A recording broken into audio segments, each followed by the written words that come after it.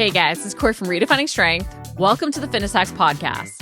This is the show where I share all my free workout and nutrition tips. I'm not going to ever fill this episode with sponsorships or ask you to buy anything.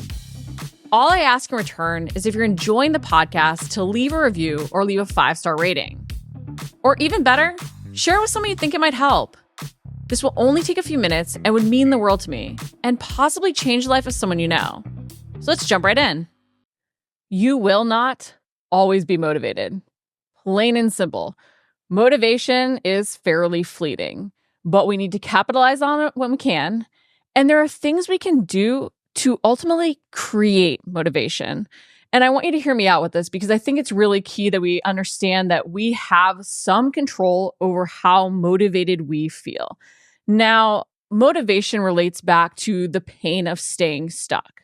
We are motivated when we have a lot of pain, so to speak, in where we're at right now. We don't like how our clothes fit. We don't like, how we can perform in the gym. We don't like our health markers. When we get some sort of, bad news or have that sort of our face pushed in something we don't like, we are motivated to want to make a change. Usually after the holidays and some weight gain from the cookies, those different things in January, we're like, yes, let's kickstart things.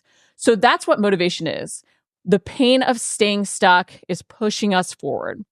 And when we start to make changes, a lot of times because we have more motivation, we are willing to make more sacrifices, endure more pain of change. We're willing to do more habits. We go on that, 30-day kickstart that's really intensive, doing 6 days a week of training, cutting out all the foods we love, and we're motivated to do it. The pain of staying stuck outweighs the pain of change. However, after 30 days, after 6 weeks, depending on the results we've seen to keep the motivation going, depending on how much habit overload we are suffering, at some point, the pain of change starts to outweigh the pain of staying stuck. Maybe we've even sort of hit our goals, and so the motivation fades and we don't think about what the next steps are to really maintain our results. But that motivation fades because we are no longer in as much pain, and often the pain of the changes we're making starts to outweigh it. So you think, oh, well, I'm not motivated. And the habits that you built, maybe that have become more second nature, you will keep doing. And that can help you sort of sustain the results for a little bit.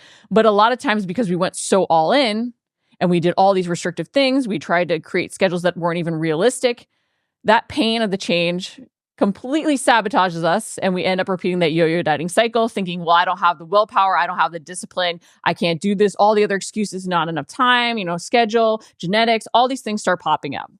And so we think, okay, well, I just have to wait till I'm motivated again to move forward.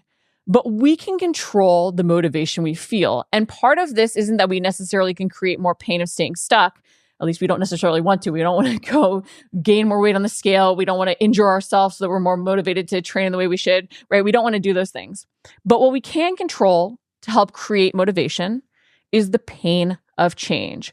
We can control how we are making habit changes and the environment that we're creating. And all of this can impact how we move forward.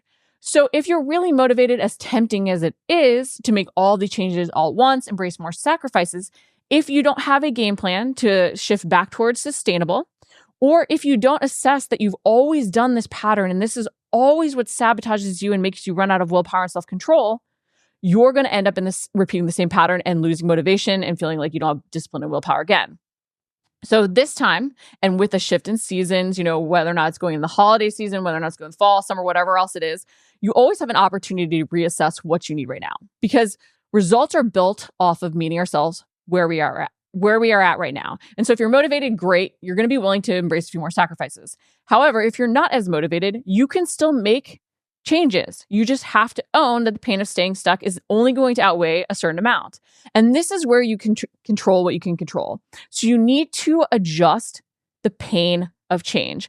And what I mean by this is the fact that we always have that all or nothing attitude, doing all the different changes at once, going to the 6 days a week of working out, going to intensive macro breakdowns, making more sacrifices, cutting out foods we love. But instead of doing this, we have to say, hey, what habit seems almost so silly simple? What workout schedule seems so manageable that I can do no matter what? And when we start with this, we reduce the pain of change. I call it setting the minimum, doing the minimum. Because when we do this, we're meeting ourselves where we're at.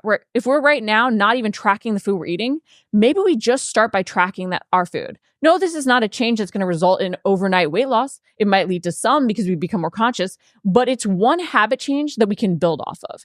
Maybe we just start by adding in more vegetables instead of cutting out the dessert we really like. If we're not training at all, instead of going to 6 days a week, maybe we start with 5 minutes a day or 3 times a week. But the key is meeting ourselves more where we're at, because this will allow that change to not give as much pushback. I think it's like Newton's third law, right? Every action has an equal and opposite reaction, right?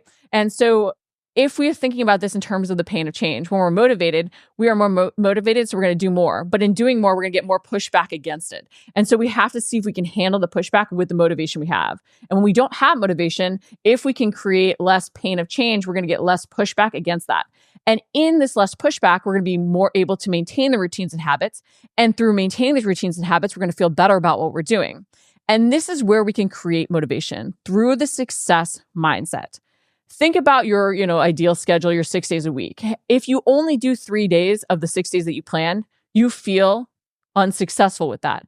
And you are way more likely to then fall off that routine, not keep doing those things. However, if you set it at doing 3 days and you did those 3 days, all of a sudden it's a completely different mindset. You're successful with what you set out to do. And even though you did 3 days both times, A, you designed probably for the time you have, so the 3 days designed for 3 days is going to be better. But B, you also now feel successful, like you've accomplished what you set out to accomplish versus feeling like you didn't do what you were supposed to do, that you didn't hit that ideal. And that success mindset that we build with hitting what we were supposed to hit helps us want to do more and continue forward faster. So we have to realize that that's what creates the motivation. Meeting ourselves where we're at, doing what we can, and seeing that build from that because we feel successful. The more you do, the more you do. And this can be in a positive direction or in a negative. Again, if we do 3 days when we plan 6, all of a sudden we're feeling like we don't have the willpower, we can't do what we should, and we start doing more of less and we snowball the other way. So with creating motivation, a lot of it is owning how motivated am I actually? How much pain am I in to make a change?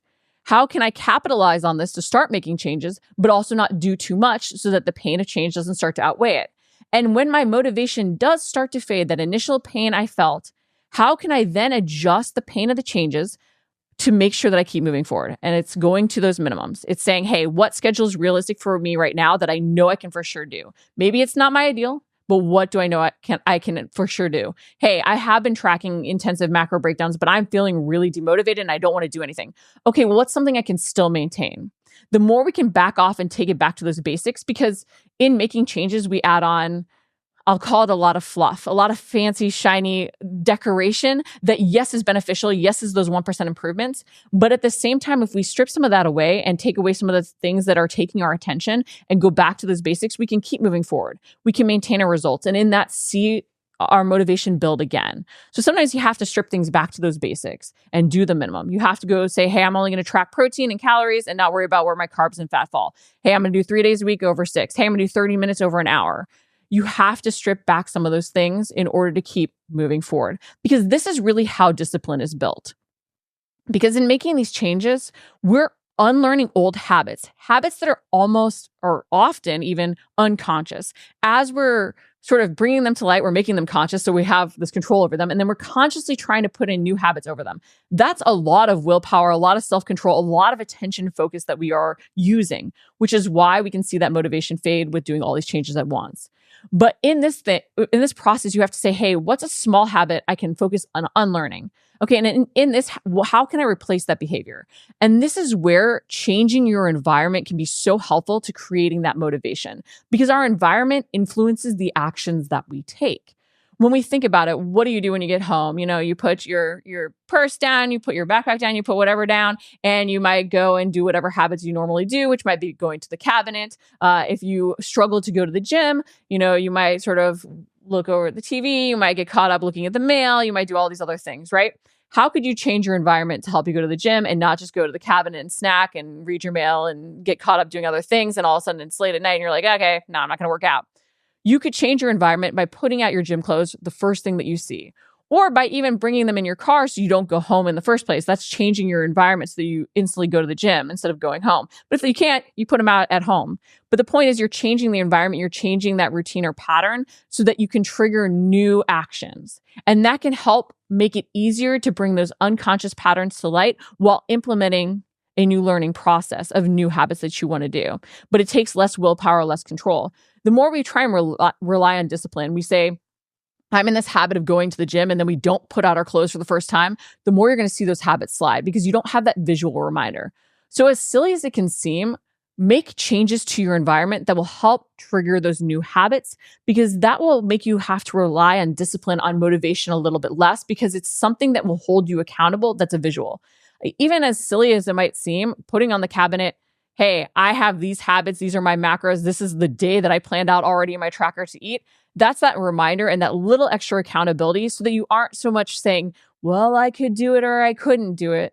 It's adding to that motivation. It's creating that motivation. So again, going back to sort of summarize, when we're trying to create that motivation, it's recognizing that the pain of staying stuck has to outweigh the pain of change, but we can't change the pain of staying stuck. So we have to change the pain of change. That means sometimes going to the minimum. It means embracing changing our environment, and it means creating that success mindset, because the more we do, the more we do. And all of this comes back to, guys, always assessing where we're at right now, because things don't stay constant. Our priorities shift, our schedule shifts, and we need to own this.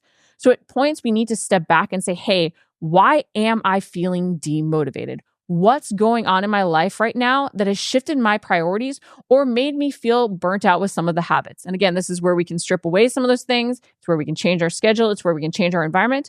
Or even in doing that assessment, you might just say, hey, I need a new focus. I need a new goal to work towards. And that can help you refine the motivation.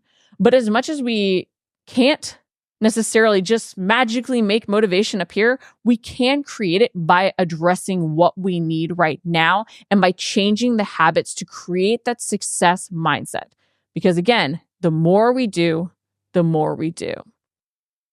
So I really hope that helped. And if you're finding that you are seeing your motivation fade as you're even going into the holidays, and like I bring this up to going into a holiday season or even a summer where, honestly, it can be any time of year, but where we might have some vacations coming up or, holiday parties we're going to go to, we start to worry about doing the thing we should be doing on the day that we should actually be enjoying.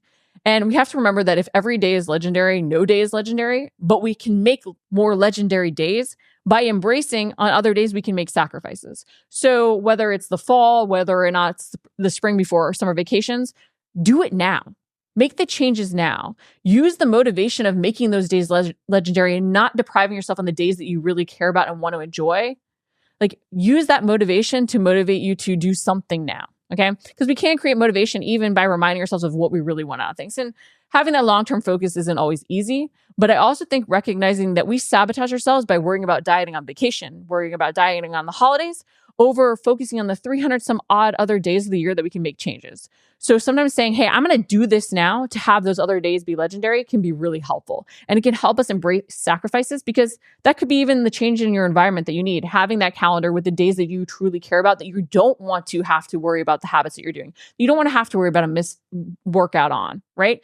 Focusing then on those days that you want to make legendary over depriving on those days, you can use all the other days to your advantage and even sometimes create that motivation to move forward now over waiting.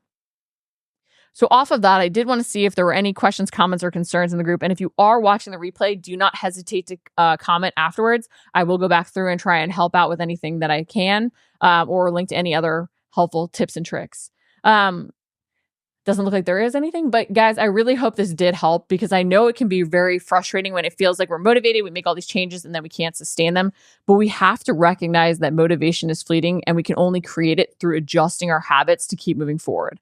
And as tempting as it is to do like that all or nothing, go all in, make all these sacrifices, that's also what keeps us stuck. It might give us fast results and make us really good at dieting down, but it doesn't make us good at maintaining the things that we need. So we need to really recognize how we're making habit changes, because if you go in saying, well, I'm cutting out dessert, and then all you're thinking about is how much you can't wait to have dessert again, you're basically telling yourself, hey, I'm making all these changes, but ultimately I'm not going to maintain them because I want to add that back in later. So recognize when you're going all in to try and see fast results and trying out exercise and out diet time, which is also what's kept you stuck and depleted your motivation even faster, to make smaller changes that can really build so that you can see those results be maintained. And yes, it really frees you up to accept the normal human dips and live life because you need to. And I think so often we don't recognize how much in trying not to live life, we ultimately sabotage our own consistency. Because if you were to really look at your year and how many days you do all the habits you're fighting against, it's going to be a lot more the more you resist because you're going to feel deprived. You're going to think you can't have something. And I can tell you a lot of times we're like, oh, I can't diet. I have to diet on Thanksgiving. I have to eat well. I can't, whatever. And then ultimately we don't.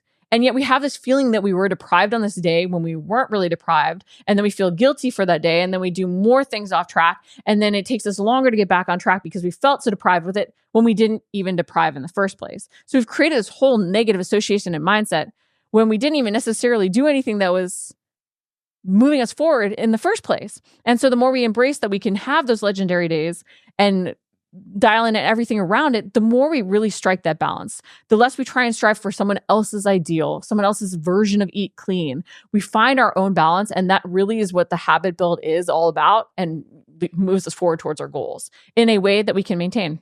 And maintaining our results is really what we want. We don't want to look great for a day. We don't want to feel great for a day. We want to feel great for years. And that's about meeting ourselves where we're at and realizing that we can create the success mindset that leads to us feeling more motivated overall. And even when we're not motivated, relying on the discipline that we've actually built through changes in our environment, doing the minimum, assessing what we need right now. Thanks for listening to the Fitness Hacks podcast. Again, this is the place where I share all my free workout and nutrition tips. I'm never going to run sponsorships or ask you to buy anything. All I ask in return is if you're enjoying the podcast to leave a rating or review or share it with someone you think it might help. This will only take a few minutes and it would mean the world to me and possibly change the life of someone you know.